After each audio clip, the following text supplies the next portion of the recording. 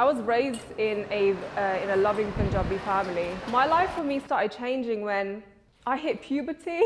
But the one thing I didn't understand is all this bodily hair that I was getting. Me, a woman, bodily hair, there was such a mismatch there.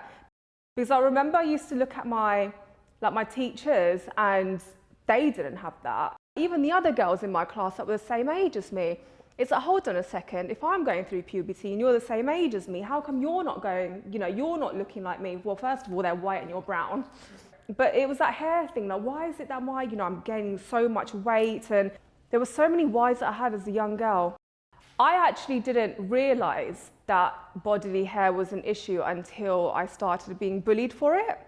And then this light bulb moment happened where it was like, it's not actually normal for you to have this much bodily hair. Like, it doesn't make sense.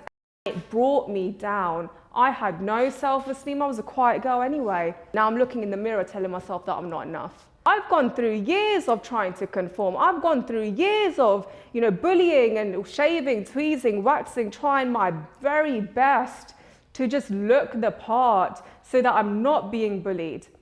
Pick your head up, push your shoulders back and walk like you're meant to be here. Little girl that was at her lower self, I would say to her, it's okay to feel bad, it's okay to be upset.